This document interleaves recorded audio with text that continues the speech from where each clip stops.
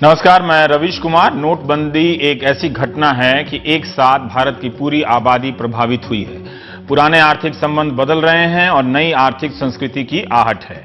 इसके अच्छे बुरे इतने आयाम हैं कि एटीएम के बाहर की कतारों से पूरी कहानी नहीं समझी जा सकती। नोटबंदी का फैसला लागू हो चुका है और इस योजना की सब तारीफ कर रहे हैं, मगर तारीफ करने वाले भी बाद में लेकिन जोड़ देते हैं। उनके लेकिन का एक ही मतलब है कि क्या वाकई अमीर लोगों की नींद खराब हो गई है? वो कौन अमीर हैं जिसकी नींद उड़ गई है? हमारी तरफ से भी आपके लिए एक लेकिन है, वो ये कि नोट बदलने से संबंधित सभी सरकारी सूचनाओं को आप ध्यान से सुने, याद रखें और दूसरे को बताएं भी। जितना सरकार कहती है नियम के अनुसार वही कीजिए। इस मामले में कई फैसले लगातार आ भी रहे हैं। जैसे महाराष्ट्र सरकार ने कहा है कि 50 किलो सब्जी लेकर जो जाएगा उसको सरकारी बसों में टिकट नहीं देने होंगे। कई एयरपोर्ट पे पार्किंग फ्री कर दी गई है। स्कूल कॉलेज चेक से पैसा ले सकते हैं। यह महाराष्ट्र कॉलेज सरकार का फैसला है कि वो डिमांड ड्राफ्ट की जिद ना करें। केंद्र सरकार ने भी कुछ बदलाव किए अपने फैसलों में कि एटीएम से आप 2000 की जगह 2500 निकाल सकते हैं। बैंक से 4000 की जगह 4500 पुराने नोट बदल सकते हैं। चेक से आप 24,000 रुपए एक हफ्ते में निकाल सकते हैं। यह आप पे है कि आप एक ही दिन में निकाल लीजिए या हफ्ते में कभी भी निकाल लीजिए। 3 महीने पुराने करंट अकाउंट से एक हफ्ते में 50,000 निकाल सकते हैं। सभी नेशनल हाईवे पर 18 नवंबर की मध्य रात्रि तक कोई टोल टैक्स नहीं लगेगा। बिजली, पानी के बिल, पेट्रोल, टैक्स, फीस और कोऑपरेटिव स्टोर में पुराने नोट अभी भी लिए जा रहे हैं। इसकी समय सीमा बढ़ाकर 24 नवंबर तक कर दी गई है। बड़ी संख्या में लोगों को अप्रत्याशित रूप से परेशानियों का सामना करना पड़ रहा है। किसानों को रबी की बुवाई के लिए पैसे नहीं मिल रहे हैं। शादियों में बड़ी दिक्कतें आ रही हैं। इन लोगों की परेशानी का फैसले के विरोध से कोई लेना देना नहीं है। गांव में हालत और खराब है। मध्य प्रदेश के सागर में 69 साल के विनोद पांडे सरकारी बैंक में अपना पैसा बदलवाने गए। घंटों कतार में रहे और बेहोश होकर गिर पड़े, वहीं मर गए। विनोद के परिवार वालों का आरोप है कि बैंक की कुव्यवस्था इसके लिए जिम्मेदार है। यूपी के फिरोजाबाद में एक नर्सिंग होम ने नवजात बच्चे का इलाज करने से मना कर दिया। जन्म के 7 घंटे के भीतर बच्चे की मौत हो गई। परिवार वालों का आरोप है कि उनके पास पुराने नोट थे, इसलिए डॉक्टर ने इलाज नहीं किया। नए नोट न होने की वजह से बच्चे का पार्थिव शरीर भी ले जाने नहीं दिया। बाद में पुलिस ने हस्तक्षेप किया और शव को सौंपा गया। डॉक्टर का कहना है कि उन्होंने तो यही कहा था कि पैसे लेकर आए तभी छुट्टी होगी। प्राइवेट अस्पतालों और क्लिनिकों में कई तरह की दिक्कतें आ रही हैं। प्राइवेट क्लिनिक के डॉक्टरों को छूट भी नहीं है कि वे 500 और 1000 के पुराने नोट ले सकें। सरकारी अस्पताल में आप दे सकते हैं। प्राइवेट क्लिनिक की मैं बात कर रहा हूं। कई जगह सुनने को मिल रहा है कि बिना पैसे दिए मरीज को अस्पताल से छुट्टी नहीं दी जा रही। न्यूज वेबसाइट हफिंगटन पोस्ट ने इन नोटबंदी के बाद 4 दिनों में हुई मौत जो खबरें छपी हैं उनको एक जगह संकलित किया है। उनके अनुसार कम से कम देश भर में 15 ऐसी मौतें हुई हैं। कांग्रेस ने कहा कि 23 ऐसी मौतें हुई हैं जिनका संबंध नोटबंदी के आसपास की परिस्थितियों से है। जैसे मुंबई के एक अस्पताल ने नवजात बच्चे को एडमिट करने से मना कर दिया, बच्चे की मौत हो गई। सिर्फ सरकारी अस्पतालों में ही पुराने नोट लिए जा सकते हैं, यही नियम है। विशाखापत्तनम में 18 महीने का एक बच्चा मर गया क्योंकि दवा खरीदने के पैसे नहीं थे। प्राइवेट अस्पताल ने पुराना नोट नहीं लिया। मैनपुरी में 1 साल के बच्चे का इलाज नहीं हुआ। मां बाप के पास 100 के नोट नहीं थे, पुराने ही नोट थे, वो भी मर गया। राजस्थान के पाली जिले में एम्बुलेंस ने नवजात को अस्पताल ले जाने से मना कर दिया। जब तक मेघवाल साहब 100 रुपए के नोट लेकर आते, बच्चा मर चुका था। यूपी के कुशीनगर में एक धोबन जब 1000 के 2 नोट लेकर जमा करने पहुंची तो पता चला कि रद्दी हो गए हैं, सदमे से मर गई। तेलंगाना में एक 55 साल की महिला को लगा कि 54 लाख बेकार हो गए। जमीन बेची थी पति के इलाज के लिए, बेटी के दहेज के लिए, उसने आत्महत्या कर ली। हावड़ा में एक पति ने अपनी पत्नी की हत्या कर दी क्योंकि वो एटीएम से पैसे नहीं लाई। पति को शिकायत थी कि और ज्यादा इंतजार कर सकती थी। बिहार के कैमूर में 45 साल का एक शख्स हार्ट अटैक से मर गया। उसे लगा कि उसकी बेटी की बहू पुराने नोट नहीं लेगी। 35,000 रुपए बचाए थे। केरल में 45 साल का एक आदमी जब 5 लाख जमा करने पहुंचा, दूसरे दिन भी तो नाकाम रहा। दूसरी मंजिल से फिसलकर गिर गया, मर गया। गुजरात में 47 साल का किसान पुराने नोट बदलते वक्त हार्ट अटैक से मर गया। अभी तक बैंक के कर्मचारियों ने जीतोड़ मेहनत की है और लोगों ने भी बैंकों के बाहर धीरज का ही परिचय दिया है। यूपी के संभल और मऊ और दिल्ली से बैंकों में कहीं कहीं अफरा तफरी की खबरें आई हैं, मगर ज्यादातर जगहों पर परेशानी है, परंतु शांति के साथ लोग कतार में हैं और काम हो रहा है। कई इलाकों से सुनने को मिल रहा है कि नेताओं कई हलकों से सुनने को मिल रहा है कि नेताओं और काले धन के माहिर लोगों ने अपने पैसे का बंदोबस्त कर लिया है। ऐसी खबरें आमतौर पर अपुष्ट होती हैं, मगर जो भी पैसे वाले को जानता है यही कहता है कि फलां आदमी आंख मारते हुए कि उसने अपना सेटिंग कर लिया है।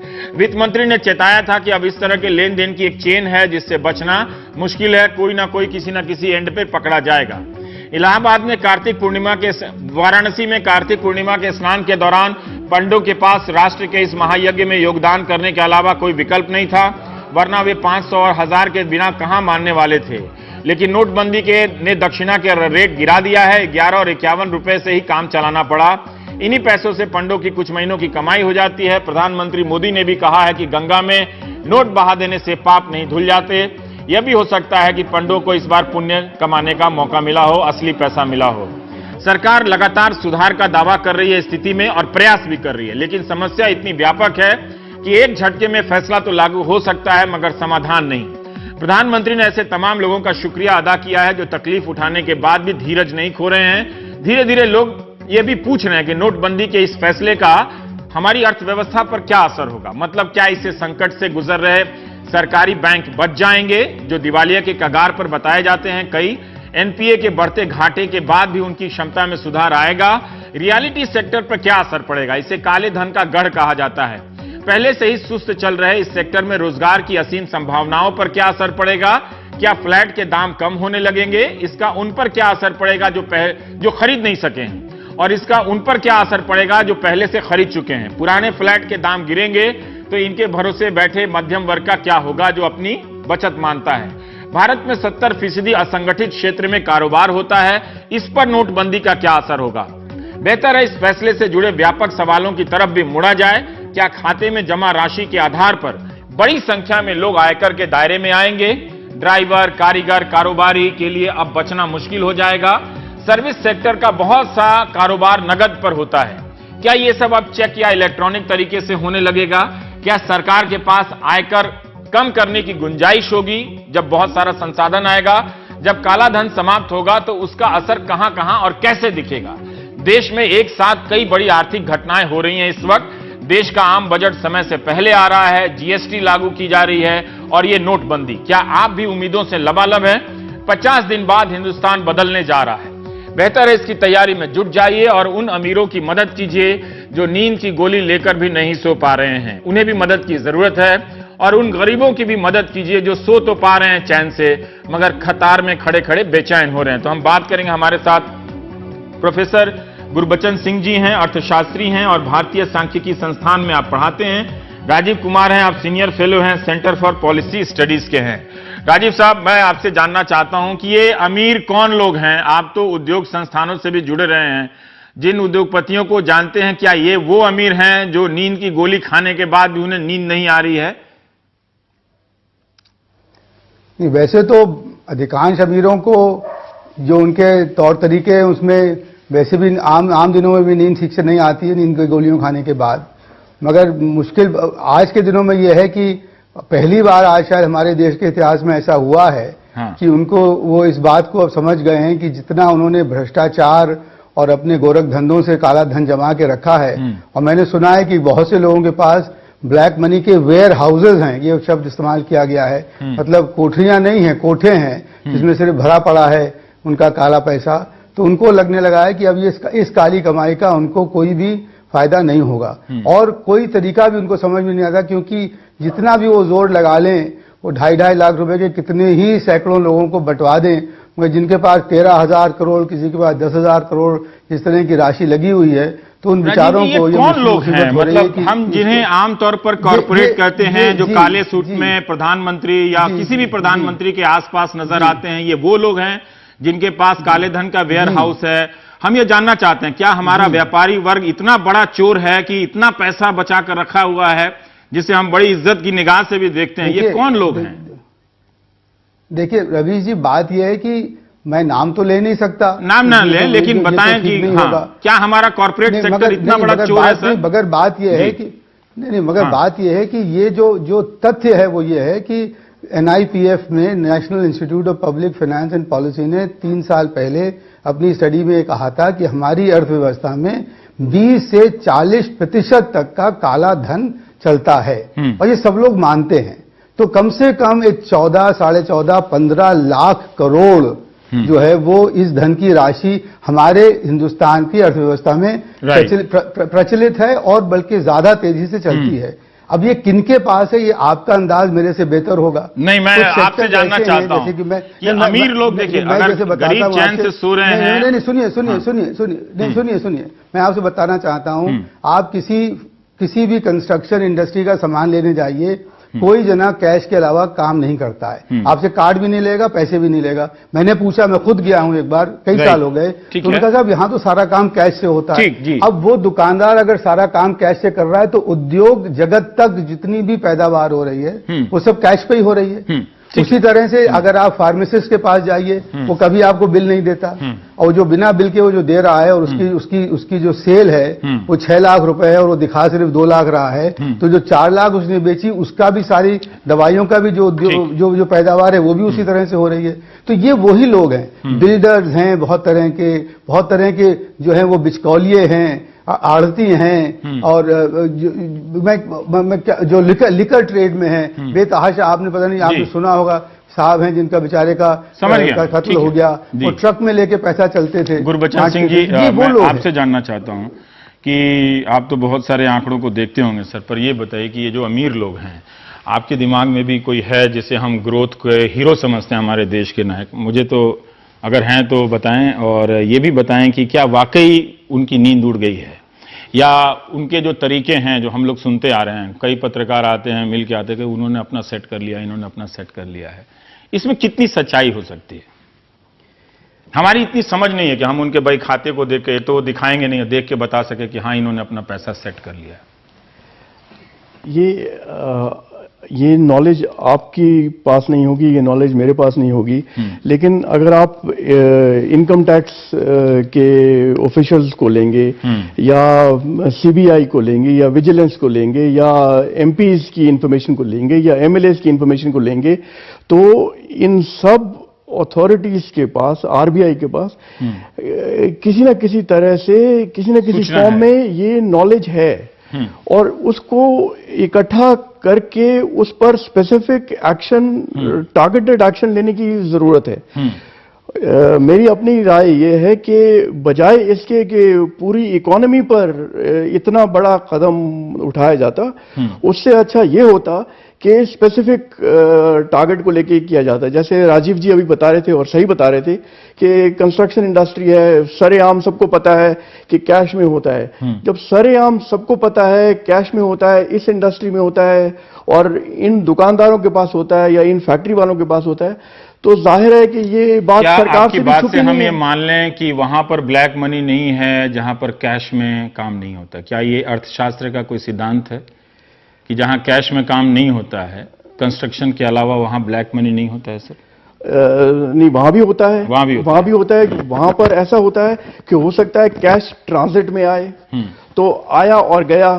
तो अब ये हुआ क्या है कि 9 नवंबर को जब ये स्कीम लागू की गई है, तो उस टाइम जैसे म्यूजिकल चेयर्स होता है, तो बात यह है कि उस रात को जिसके पास कैश पड़ा था वो पकड़ा गया, और उससे हफ्ता पहले जिनके पास था वो इसके दायरे में नहीं आते, इसके हफ्ते बाद जिनके पास जाता वो दायरे में नहीं आते। तो ये है कि उस म्यूजिकल चेयर में उस टाइम किसके पास आ गया, जिसका रुका हुआ था वो फंसा। वो काला धन चलता रहता है, प्रवाहित रहता है, जो जिसका चल रहा था वो बच रहा था। बिल्कुल। पर फिर भी मैं जानना चाहता हूं हमारे अपने दर्शकों के लिए कि ये जो अमीर लोग हैं, कौन है जो जाग रहे हैं बेचारे?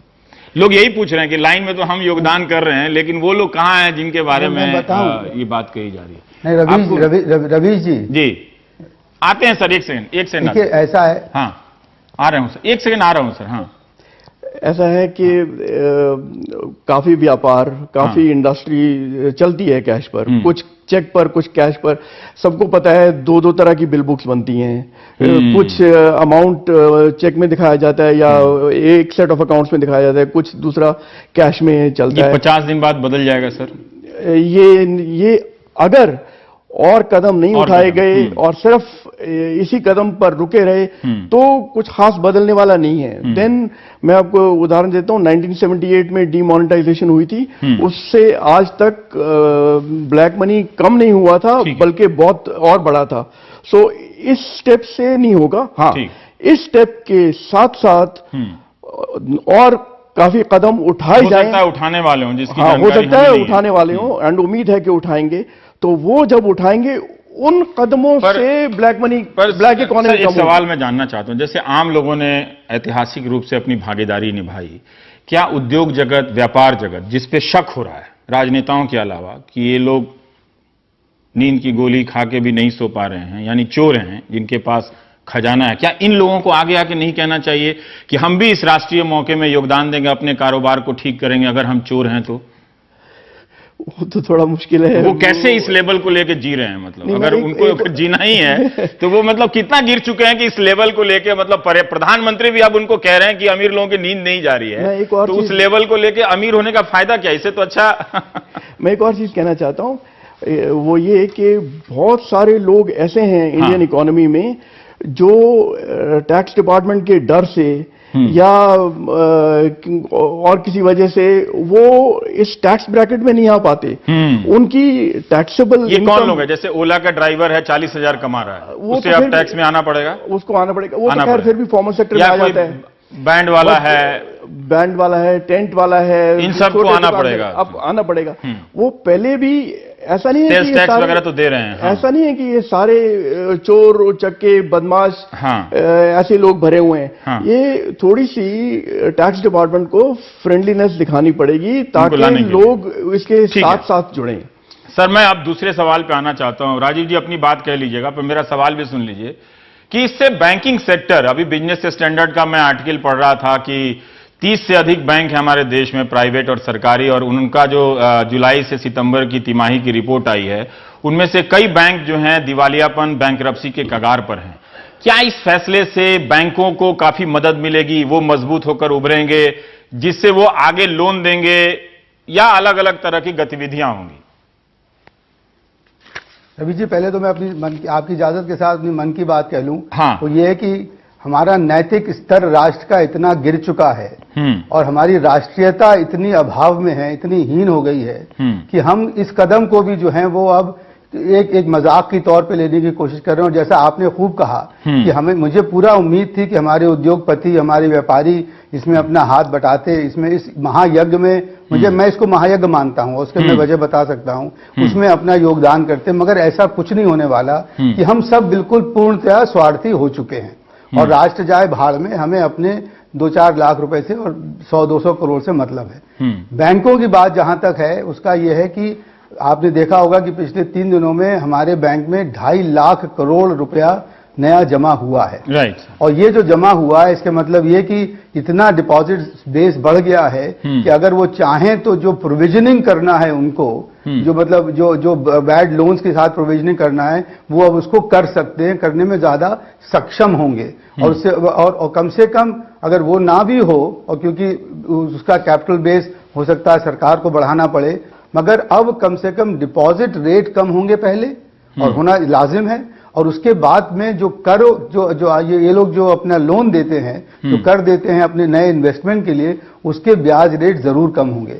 और तीसरी बात बहुत बड़ी ये है कि अगर 4.5-5-6 लाख करोड़ रुपया आ जाता है, जो कि पहले नहीं था हमारी अर्थव्यवस्था, हमारी अर्थ प्रणाली में, तो उसको अगर हम चाहें तो जो अपना इंफ्रास्ट्रक्चर है उसके लिए निहित कर सकते हैं। ठीक है कि भाई ये बैंक में जो एक्स्ट्रा पैसा आया है वो हम उसके लिए करेंगे, जिसमें कि बहुत ज्यादा उसकी आवश्यकता है। ठीक है। तो कर अगर ब्याज के दर कम हो जाएंगे तो निवेश को जो है वो प्रेरणा मिलेगी, उनको प्रोत्साहन होगा, और उससे फिर हमारी नई कैपेसिटीज बनेंगी। और जो सबसे बड़ी बात है वो है कि उससे रोजगार बढ़ेगा।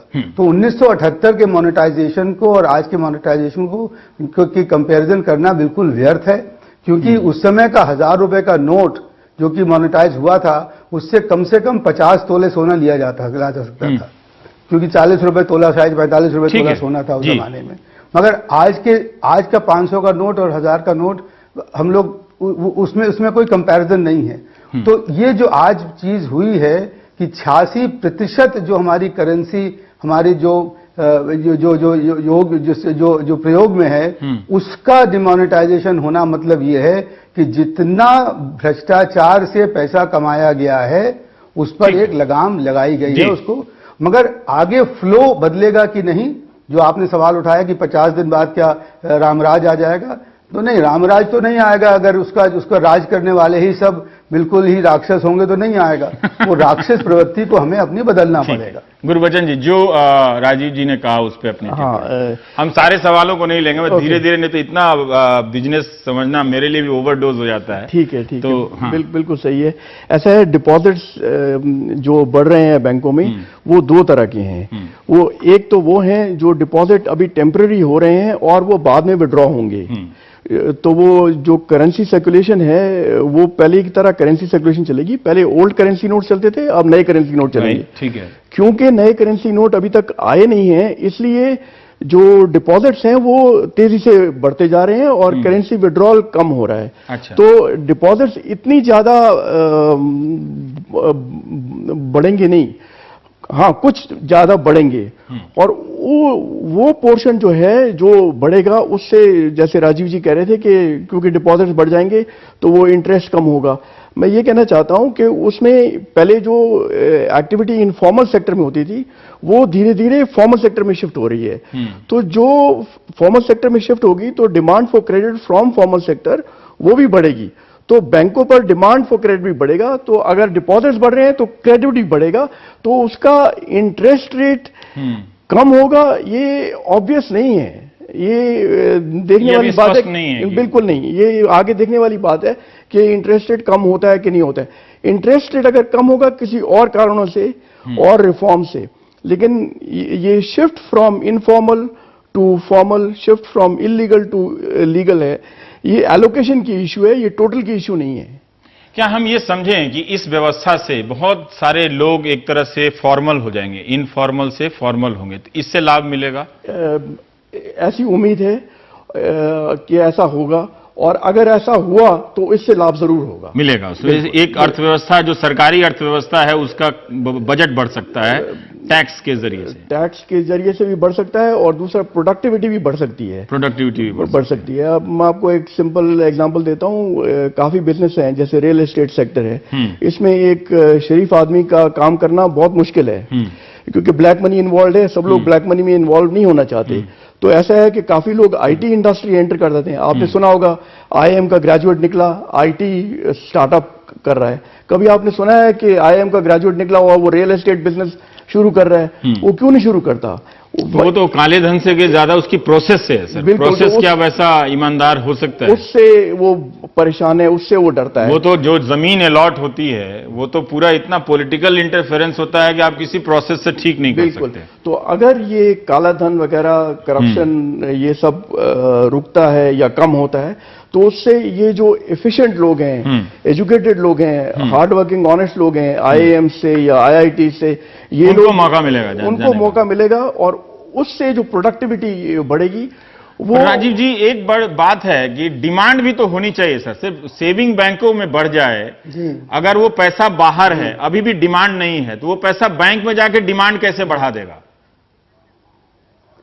रवि जी, उसमें बात यह कि पहली चीज तो खैर ये कि ये सिर्फ आर्थिक बात नहीं है, इसलिए आप थोड़ा परेशान ना हो, क्योंकि ये बात नैतिकता की है, ये बात सामाजिक उसूलों की है, और ये बात हम लोगों की एक बहुत बड़े पैमाने पर एक मतलब अपनी जिंदगी के मूल्यों के बारे में है।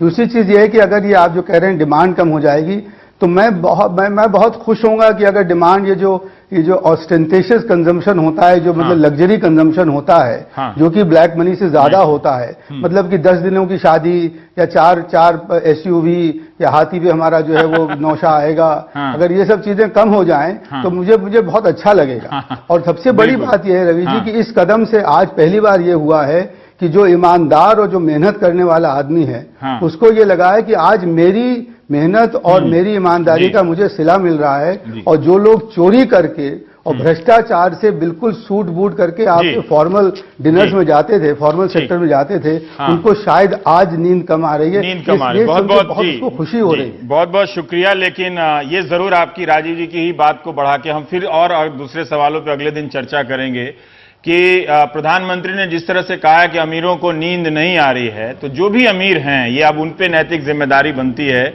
कि अपना पक्ष रखें कि कैसे वो ईमानदारी से अब बिजनेस करेंगे, नहीं करते हैं, कैसे उनसे राजनीतिक दल वाले चंदा वसूलते हैं, डराते धमकाते हैं। वरना लोग दुकान से लेकर कारोबारी, आड़ती, उद्योगपति सबको अब शक की निगाह से देखेंगे। यही वो चोर है जिसे नींद नहीं आ रही है। तो ब्रेक के बाद हम बात करेंगे शादियों को लेकर, जिससे राजीव जी कह रहे थे कि थोड़ा बदल जाए तो अच्छा ही है, लेकिन उन लोगों को भी नींद नहीं आ रही है।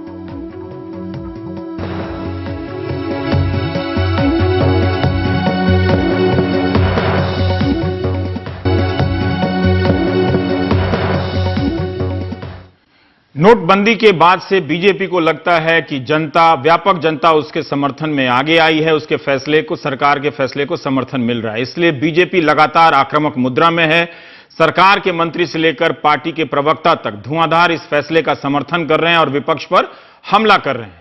विपक्ष भी अपनी आक्रामकता तेज करने का प्रयास कर रहा है। राज्यसभा में विपक्ष के नेता गुलाम नबी आजाद ने कई विपक्षी दलों के नेताओं से मुलाकात की और नोटबंदी के बाद लोगों को आ रही दिक्कतों को उठाने की रणनीति पर विचार किया। उसके बाद लोकसभा अध्यक्ष ने भी सर्वदलीय बैठक बुलाई। सरकार ने भी मंगलवार को सर्वदलीय बैठक बुलाने का ऐलान किया है। प्रधानमंत्री ने कहा है कि जनता उनके फैसले के साथ पूरी तरह से है, अब यह फैसला वापस नहीं होगा। बुधवार से संसद का शीतकालीन सत्र शुरू होने जा रहा है। कुछ बयानों को आप भी अपनी यादों में संजो कर रख लीजिए, 50 दिनों बाद याद कीजिएगा जी भर के। ये आपके वोट की ताकत है कि गरीब चैन की नींद सो रहा है और अमीर नींद की गोलियां खरीदने के लिए बाजार में चक्कर काट रहा है। गरीब तो सो ही नहीं रहा है, वो बैंकों के बाहर लाइन लगा के रजाई वहीं पे लोग लेके आए हैं और पूरी पूरी रात बैंकों के सामने बिता रहे हैं। केवल मोदी जी के दोस्त चैन की नींद सो रहे हैं। भारत बंद का जो आयोजन भाजपा सरकार द्वारा किया गया है, उससे अच्छे दिन की उम्मीद लगाए बैठे करोड़ों लोगों को अब यहाँ काफी ज्यादा बुरे दिनों का सामना करना पड़ रहा है। 500 और 1000 नोट से पहले भी भ्रष्टाचार था, अब 2000 के नोट से भ्रष्टाचार का रेट जो है दुगुना होगा। भ्रष्टाचार को बंद करना है तो कार्रवाई करिए उनके ऊपर जो पकड़े जाते हैं। अब ये नारदा केस, शारदा केस हुआ, घोटाले आपके सामने, लोग पैसे लेते हुए नजर आ रहे टीवी पे। क्या किया आपने? क्या कारण है कि नोट बदलने के फैसले से ठीक पहले भारतीय जनता पार्टी के कलकत्ता स्थित एक खाते जिसका नंबर है 554534, उस अकेले में 8 नवंबर को 500 और 1000 रुपए के 1 करोड़ रुपए के नोट ओपी झा साहब के द्वारा जमा करवाए गए। कि मोदी जी क्या भारतीय जनता पार्टी के राष्ट्रीय व प्रांतीय इन सभी बैंक खातों को मार्च से सितंबर 2016 तक की बैंक खातों की डिटेल्स आप देश के सामने रखेंगे, जारी करने की हिम्मत दिखाएंगे ताकि दूध का दूध, पानी का पानी सामने आ सके। इस देश की गृहिणियां उनसे पूछ रही हैं, जी बेटी की शादी है, शादी की तारीख तय हो चुकी है। मोदी जी कह रहे हैं 24,000 रुपए में शादी कर लो। जेटली जी बता दें, अभी उनकी बेटी की शादी हुई थी, 24,000 रुपए में शादी करी थी क्या? होती हो तो 24,000 रुपए में शादी, कौन सी शादी इस देश में 24,000 रुपए में होती है? खुद तो करेंगे करोड़ों की शादी और दुनिया करे 24,000 रुपए की शादी। इनकम टैक्स डिपार्टमेंट ऐसी माताओं बहनों को पूछेगा तक नहीं कि 2.5 लाख रुपया आया कहां से। लेकिन क्या 2.5 करोड़ वालों को भी छोड़ूंगा क्या? बिस्तर के नीचे से रुपये निकले क्या उनको भी छोड़ दूं क्या? गरीब बैग में भरे हुए थैले भर भर के रखे पैसे उनको भी छोड़ दूं क्या? भ्रष्टाचार का सप्लाई रूट को तो बंद करो। आप कॉरपोरेट से पॉलिटिकल पार्टीज के डोनेशंस को बैन करो। भ्रष्टाचार का जड़ वहां पे है। सो पार्टी का खर्चा को भी आप शामिल करिए इन द सीलिंग लिमिट। प्रधानमंत्री खुद 2014 के चुनाव प्रचार में कहा कि 90% से ज्यादा देश के अंदर काला धन विदेशी बैंकों में और विदेशी मुद्रा के अंदर जमा है। उनके पास आज लिस्ट पहुंच चुका है स्विस बैंक से कुछ तकरीबन 600 के नाम हैं जिनके अकाउंट्स हैं वहां पर। आज तक उन नामों को वो पब्लिक नहीं कर रहे हैं। जब एक महीने में बैंक के खातों में जमा होने वाली राशि 5,88,600 करोड़ रुपए बढ़ जाती है पिछले महीने के मुकाबले में, तो सवाल पूछना लाजमी है, ये पैसा किसका था? किसको मालूम था नोट बदलने की नीति का? कैसे आया? किसके द्वारा बदला गया? अरे कांग्रेस वालों ने तो अपनी कुर्सी के लिए 19 महीने देश को जेल खाना बना दिया था। मैंने तो गरीबों की खुशी के लिए 50 दिन थोड़ी सी तकलीफ झेलने के लिए प्रार्थना की। ये 50 दिन तक आप जब तक ऑल्टरनेट अरेंजमेंट आपके होते नहीं पूरे, तब तक जनता को ये सहूलत दीजिए कि वो 500 और 1000 नोटों से एटलीस्ट पब्लिक यूटिलिटीज वो जो है उसको एक्सेप्ट कर सके।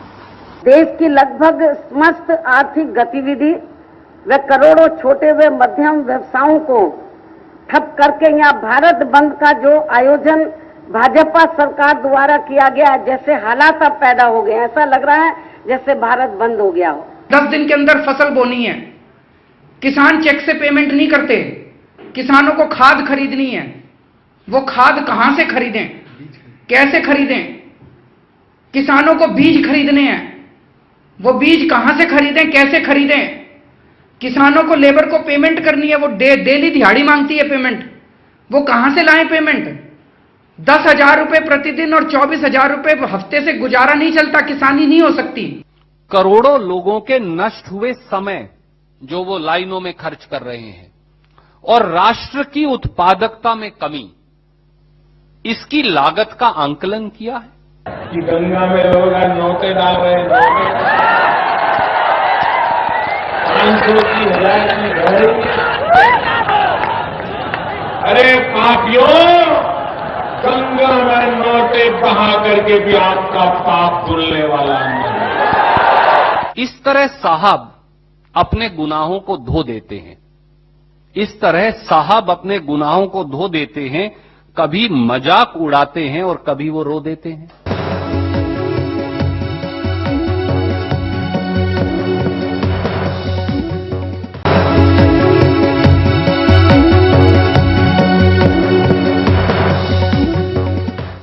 मेरी राय में अच्छी शादी वही है जिसमें पैसे ना खर्च हों, लेकिन कई दशक से ये मेरी ही राय रह गई या कुछ लोगों की। लेकिन अब समाज मेरे मुताबिक तो हुआ नहीं। नोटबंदी के कारण बहुतों के अरमान धरे के धरे रह गए। इसकी तो कोई गारंटी नहीं कि दहेज का लेन देन समाप्त हो गया और लोग वाकई में आदर्शवादी हो गए, हो जाए तो इससे अच्छा कुछ नहीं। मगर इंतजाम पर जो असर पड़ा है उससे शादी का घर तबाह है, शादी से जुड़ा कारोबार तबाह है। नवंबर में ही 16, 17, 21, 23 से 26 तक जमकर शादियां हैं। इंदौर, खांडवा, जोधपुर, बाड़मेर, इटावा, बरेली, इलाहाबाद और दिल्ली से ये रिपोर्ट। इंदौर के यादव परिवार की बेटी की शादी में कलश खरीदने का पैसा नहीं जुटा तो तेल के डिब्बे का इस्तेमाल कर लिया। नकली मंगलसूत्र पहनाकर रस्म अदा कर ली गई। बेटी की मां उदास रही। दूल्हा दुल्हन सुधीर और दीक्षा के मन में भी अफसोस रह ही गया। ये शादी में तो शेरवानी नहीं खरीदी, कोट नहीं खरीदे, पैसे का मंदिर में, शादी में भी एक देने का था, वो भी बहुत कम दे पाए। हलवाई का भी नहीं, सामान भी दुकान पे भी नहीं चल रहे थे, किराने के सामान में भी दिक्कत आई थी। खंडवा में बारात के स्वागत का काम छोड़कर परिवार के लोग कतारों में लगे रहे कि बैंकों में शादी का पैसा बदल जाए। मंडलोई परिवार के सामने ये समस्या मुंह बाए खड़ी है कि बारातियों का स्वागत कैसे करेंगे। भारत के समाज में बेटी वाला वैसे ही कतार में खड़ा रहता है, लेकिन इस बार वो बैंकों की लाइन में भी खड़ा है। मालतीबाई रोने लगी कि पोती की शादी कैसे होगी। सरकार से यही कहना चाहते कि उनकी भी बेटियां हैं, ऐसे सब गरीबों की बेटी भी समझ के और हाल करे कुछ। भाई जहाँ मॉल है वहाँ तो ठीक है, जहाँ छोटे शहर है वहाँ पे स्वेप नहीं होते हैं कार्ड, वहाँ आदमी क्या करेगा। लेबर आया, लेबर ने दिन भर काम किया, उसने कहा था पेमेंट चाहिए मेरे को, अब मेरे पास तो 100 का भी नोट नहीं है और न 50 का है। मंडलोई परिवार के पास सिर्फ 10,000 रुपए हैं और शादी का खर्चा तमाम। खंडवा के झुग्गी बस्ती इलाके के इस परिवार का क्या होगा? 2 दिन बाद लड़की की शादी है। यहाँ के लोग भी तैयारी छोड़ लाइन में लगे हैं। यही हमको परेशानी है, लाइन में लगे हैं पैसों के लिए, और पहले से इकट्ठा पैसे किए, पहला पैसा भी और घर में रखा हुआ है भी, और मोदी जी ने एकदम से हमला बोल दिया जैसे। उत्तरी दिल्ली के रूपनगर के इस घर में हल्दी मेहंदी के लिए भी दिक्कत है। टेंट वाले शादी के कॉन्ट्रैक्ट कैंसिल कर रहे हैं। उन्हें भी आगे मजदूरों को पैसे देने पड़ते हैं। जो काम हो रहा है वो उधार और चेक से। सुरेश घावरी की बेटी की शादी है। घर में मायूसी छाई है। मां को डर है कि पैसे के कारण सगे संबंधी नाराज न हो जाएं। बेटी कहती है कि शादी के वक्त पापा बैंक की लाइन में लगे हुए हैं। दिक्कतें तो काफी आ रही हैं क्योंकि हमारे पास पैसा नहीं है। पैसा हो तो खरीदारियां करनी है बेटी की शादी के लिए, टेंट वाले को, हलवाई को, इनको पैसा देना है, वो मांग रहे हैं, लेकिन हमारे पास है नहीं। अगर सारा दिन लाइनों में खड़े रहेंगे बैंक में तो अरेंज कब करेंगे? और इतना पैसा दे ही नहीं रहा है बैंक के, उसमें कुछ अरेंजमेंट हो सके तो कुछ हो ही नहीं पाएगा उस सिचुएशन में। तो यही हाल टेंट मालिकों और ढोल वालों का भी है। नोटबंदी के कारण उनकी कमाई पर भी असर पड़ा है। पैसे का पता नहीं, इसलिए संभल कर खर्च कर रहे हैं। टेंट मालिकों का कहना है कि लेबर को 3 दिन से खुद खाना खिला रहे हैं। नाचते गाते वक्त लुटाए गए पैसों से कुछ कमाई हो जाती थी, पर इस बार तो इसके बिना ही बैंड बजाना पड़ेगा। 2000 के नोट कौन उड़ाएगा इस कड़की में? जो सामान लाए हैं बिना चेक के मिल ही नहीं रहा कोई भी। और आज एक हमारा फंक्शन भी कैंसिल हो गया है सिर्फ इस वजह से, हमारी पार्टी के पास पैसे ही नहीं है खर्चने के लिए। पहले तो खुशी में लोग बाग लुटाते थे 500 का भी, 1000 का भी, और वो बांधे तो देंगे कहाँ से? और जो कोई एक आध नोट हमारे पास आ रहा है वो चल नहीं रहा। तो लोग शादियों में भी पुराने नोट लुटा रहे हैं। पुराना जो एक आध मिला भी है वो 1000 का 700 में चल रहा है। जोधपुर में इस पिता ने अपनी बेटी की शादी के लिए बैंक से 3,30,000 रुपए निकाले थे। दुकानदार से लेकर रिजॉर्ट के मालिक तक ने पैसे लेने से मना कर दिया। दुकानदार ने उधार देने से मना कर दिया। राजस्थान के बाड़मेर की गरिमा के लेखक पिता चंद्र प्रकाश गुप्ता के होश उड़ गए जब नोटबंदी की खबर सुनी। उनका कहना है कि उनके पास तो काला धन भी नहीं है, लेकिन अपनी बेटी की शादी के लिए जो पैसे बचाए थे उन्हें बदलने के लिए अब वो कहां कहां जाएं। मेरी बच्ची की शादी 16 नवंबर को है। मैं 15-20 दिन पहले ही बैंक से बड़ी मात्रा में रकम निकाल के लेके आ गया। वो सभी नोट 500 और 1000 की थे। अब हम जहां भी जा रहे हैं मार्केट में, चाहे सब्जी वाले के पास जाओ, चाहे दूध वाले के पास जाओ, चाहे कहीं भी जाओ, पेट्रोल भरने जाओ, वहां कोई भी 5 का नोट नहीं ले रहा, सभी खुले नोट मांग रहे हैं। छत्तीसगढ़ के कोरिया में पहले तय कई शादियों के कैंसिल होने की खबर है। यहाँ का एक दूल्हा अपनी पत्नी के लिए मंगलसूत्र नहीं खरीद पाया।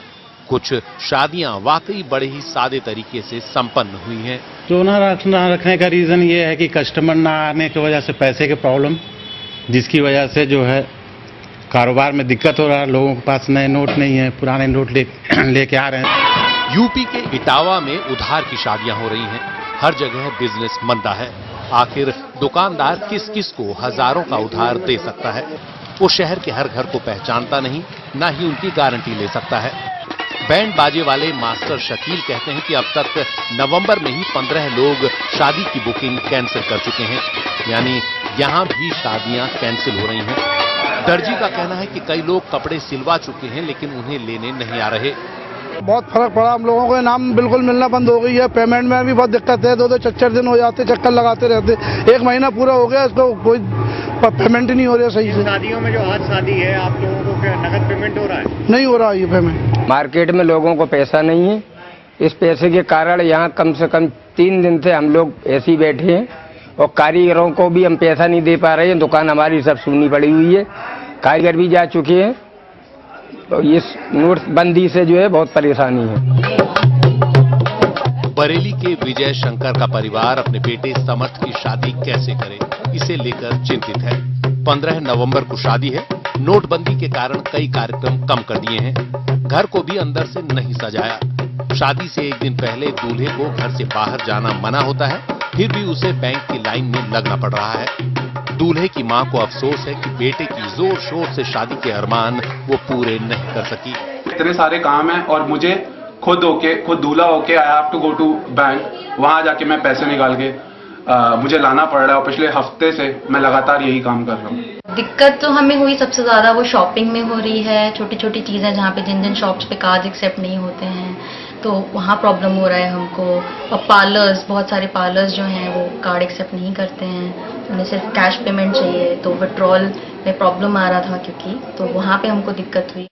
इलाहाबाद के दिनेश श्रीवास्तव एफडी तुड़वाकर नोटबंदी की भरपाई कर रहे हैं। बेटे की शादी है और पेमेंट की चुनौती। जो चेक से पैसे दिए हैं वो अभी तक क्लियर नहीं हुए। उस पर गेस्ट हाउस वाले बिना फुल पेमेंट के बारात अंदर घुसने नहीं दे रहे। गेस्ट हाउस वाले का कहना है कि नोटबंदी की वजह से 5-6 बुकिंग कैंसिल हो चुकी हैं। ख्वाहिशें तो बहुत थी, मेरा तो एक ही बेटा था, मेरे लिए तो बहुत बड़ी ख्वाहिशें थी, बहुत कि मैं हर सबको मैं गिफ्ट करूं, सब कुछ करूं, लेकिन अब जब मेरे पास हाथ में पैसा ही नहीं है तो मैं कुछ भी नहीं कर सकती उसके लिए। और बस बैंक से तो 10,000 ही निकल पा रहा है। इलाहाबाद के लाइट और डीजे बैंड के मालिक संजय अग्रवाल की मुसीबत तो कुछ और है। उन्होंने एडवांस में जो पैसे लिए थे वो अब बेकार हो चुके हैं। उनका कहना है कि बैंड और लाइट में 150 कर्मचारी लगते हैं जिन्हें हर शिफ्ट का अलग पेमेंट देना होता है। फ्लावर डेकोरेशन से लेकर हलवाई तक सबकी हालत पस्त है। जो चेक दे रहे हैं उन्हें सर्विस टैक्स देना पड़ रहा है। भाई एक दिन तो 10,000 निकालेंगे, दूसरे दिन 10,000 मिलेंगे, हफ्ते में 20,000 दे रहा, 20,000 में शादी नहीं हो पाएगी। हमारी 24 की शादी, हम कैसे 20,000 में शादी करेंगे? लाखों की साड़ियां हो गई और खर्चे भी हैं। अरे हमने अभी 60,000 की साड़ी खरीदी है, वो दो चार लोग रिश्तेदार हैं, उनसे 20-20 हजार रुपए लेके खरीद ली है। भारत में शादी का क्या मतलब होता है बताने की जरूरत नहीं। जरूर इन शादियों में बड़ी मात्रा में काली कमाई की खपत होती है। मंत्री से लेकर सांसदों तक की शादी का हिसाब तो आम जनता ले भी नहीं सकती। लेकिन हर शादी काले धन से नहीं होती। कुछ शादियों में बहुत अरमान से बचाकर रखे गए पैसे भी लगते हैं। ऐसे लोगों को भी इस बार काफी तकलीफ हो रही है। जो बारात लेकर जा रहा है वो खाली हाथ है, जिसके घर बारात आनी है वो शर्मिंदा हो रहा है। इस लेन देन में बाजार खूब चमकता है, जिसकी छाया आपको जीडीपी के आंकड़ों में दिखती है। भारत की शादियां काले धन की खपत का सबसे बड़ा सामाजिक उत्सव है। क्या प्रधानमंत्री ने अपने फैसले से शादियों में भी सामाजिक सुधार कर दिया है? अगर ऐसा है तो इस संकट के बाद भी बाराती और घराती को जमकर डांस करना चाहिए। Bureau report, NDTV India.